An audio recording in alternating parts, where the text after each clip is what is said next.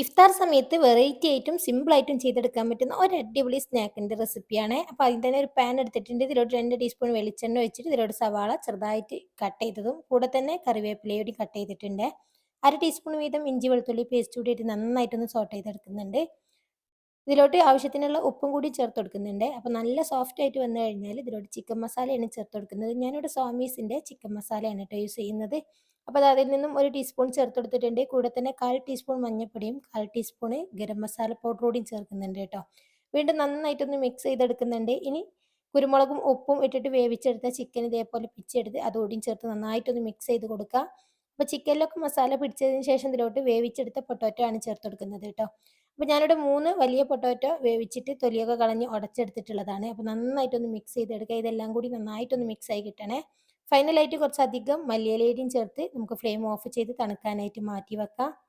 തണുത്തതിന് ശേഷം നമുക്ക് ഇതേപോലെ ഷേപ്പ് ചെയ്തെടുക്കാം കേട്ടോ. നമുക്ക് ഏത് ഷേപ്പിലും ചെയ്തെടുക്കാം. കട്ട്ലറ്റിനെ പോലെ അങ്ങനെ വേണമെങ്കിൽ ചെയ്തെടുക്കാം. ഞാനിപ്പോൾ കുട്ടികൾക്കൊക്കെ ഒരു വെറൈറ്റിക്ക് വേണ്ടിയിട്ട് ഇതേപോലെ ഷേപ്പ് ആക്കിയിട്ട് ഒരു സ്റ്റിക്ക് കൊടുക്കുന്നുണ്ട് കേട്ടോ. അപ്പോൾ കാണാൻ നല്ല ഭംഗിയാണ്. ഈ ഒരു സ്നാക്ക് കഴിക്കാനും നല്ല ടേസ്റ്റാണ്. അപ്പോൾ എല്ലാം ഈ ഒരു രീതിയിൽ ചെയ്തെടുക്കുന്നുണ്ട്. ഈ ഒരു സ്റ്റിക്ക് വേണമെന്ന് യാതൊരു നിർബന്ധവും ഇല്ല കേട്ടോ. കാണാനുള്ള ഒരു ഭംഗിക്ക് വേണ്ടിയിട്ട് മാത്രം കൊടുത്തതാണ്. ഇനി ഇതിലോട്ട് വേണ്ടിയിട്ട് ഒരു ബാറ്റർ റെഡിയാക്കി എടുക്കണം. 3 ടേബിൾ സ്പൂൺ കോൺഫ്ലവറും 3 ടേബിൾ സ്പൂൺ മൈദയും കുറച്ച് ഉപ്പും ചേർത്ത് നന്നായിട്ടൊന്ന് വെള്ളം ചേർത്ത് മിക്സ് ചെയ്തെടുക്കുക. അപ്പോൾ നോർമലായിട്ടുള്ള ഒരു ബാറ്റർ പോലെ കേട്ടോ. ഭയങ്കര ലൂസല്ല എന്നാൽ നല്ല കട്ടിക്കുമല്ല ഈ ഒരു പരുവത്തിൽ. ഇനി നമ്മൾ ഓരോ സ്റ്റിക്കും ഇതേപോലെ പിടിച്ചിട്ട് നന്നായിട്ടൊന്ന് കവർ ചെയ്തെടുക്കണം ഈ ഒരു ബാറ്ററിൽ. എന്നിട്ട് നമ്മൾ ഇതിലോട്ട് കോൺഫ്ലക്സ് പൊടിച്ചതാണ് കേട്ടോ എടുത്തിട്ടുള്ളത്. കൈ വെച്ചൊന്ന് പൊടിച്ചെടുത്തിട്ടുള്ളതാണ്. നിങ്ങൾക്ക് വേണമെങ്കിൽ ബ്രെഡ് ക്രംസും ഈ ഒരു കോട്ടിങ്ങിനായിട്ട് യൂസ് ചെയ്യാം കേട്ടോ. അപ്പോൾ കാണാനുള്ള ഭംഗിയും അതുപോലെ കഴിക്കുമ്പോഴും നല്ലൊരു ടേസ്റ്റും ഈ ഒരു കോൺഫ്ലെക്സ് ഇതേപോലെ ചെയ്തെടുക്കുമ്പോഴാണ്. അപ്പോൾ എല്ലാ ഭാഗത്തും നന്നായിട്ടൊന്ന് കവർ ചെയ്തെടുക്കണം. അപ്പോൾ ഓരോ സ്നാക്സും ഇതേപോലെ തന്നെ ചെയ്ത് മാറ്റി വെക്കുന്നുണ്ട്.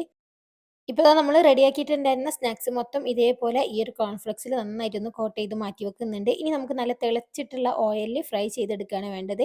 അപ്പോൾ ഓയിൽ നന്നായിട്ട് ചൂടായതിന് ശേഷം ഹൈ ഫ്ലെയിമിൽ വെച്ചിട്ട് തന്നെ ഫ്രൈ ചെയ്തെടുത്താൽ മതി. 2 സൈഡും നന്നായിട്ടൊന്ന് ക്രിസ്പി ആയിട്ട് ഗോൾഡൻ കളറായി കിട്ടിയാൽ മതി കേട്ടോ. ഉൾവശം കുക്കായി കിട്ടേണ്ട ആവശ്യമൊന്നുമില്ല. അപ്പോൾ ദാ നന്നായിട്ടൊന്ന് ക്രിസ്പി ആക്കി എടുക്കുന്നുണ്ട്. നല്ലൊരു ഗോൾഡൻ കളറാകുമ്പോൾ കോരി മാറ്റാം.